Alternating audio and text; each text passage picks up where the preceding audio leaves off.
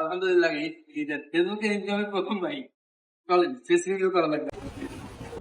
আরে এরকম কিছু ভাবছেন নাকি ভাই? এরকম কিছুই না ভাই। ফেসবুকের টাকায় যদি বাইক কিনতে হয় তাইলে কম করে 15-20 বছর তো সময় লাগবেই, তাই না? কি বলেন? সো বাইকটা হলো আমার ভাইয়ার জন্য, আর সে যেহেতু একজন প্রফেসর, তো তার জন্য বাইকটা সেই হিসেবে ঠিকই আছে।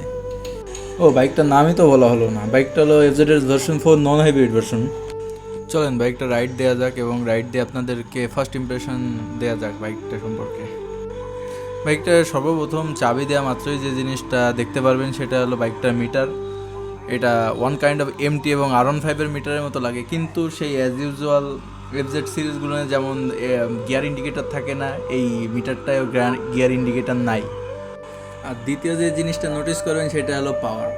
বাই এফজেডএস ভার্সন 2-তেও এর থেকে বেশি পাওয়ার রয়েছে, বাট এটা টর্ক একটু বেশি, লোয়ার পিএমে বেশি টর্ক প্রডিউস করে ইঞ্জিনটা। বাট তারপরেও কেমন জানি একটা মানে পারফরমেন্সটা কেমন জানি ডাউন ডাউন মনে হয়। যারা আমার ভাইয়ের মতো এফজেডের ফ্যান বয় বা এফজেড লাভার, তারা এটা তেমন একটা নোটিস করবেন না, কারণ তারা এফজেড থেকে এফজেডের অন্য ভার্সনগুলোতেই শিফট হয় বা আপগ্রেড করে বা ডাউনগ্রেড করে।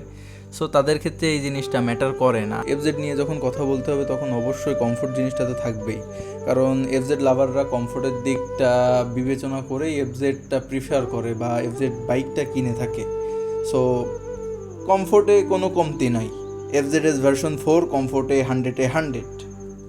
আমরা আস্তে আস্তে বাইকের সব কাগজপত্র বা কাজবাজ যেগুলো অফিসিয়াল প্রসিডিওর রয়েছে সেগুলো কমপ্লিট হয়ে যায়। দেন আমরা আস্তে আস্তে কাজটাজ বুঝে নিয়ে আমরা বের হয়ে পড়ি বাসার উদ্দেশ্যে।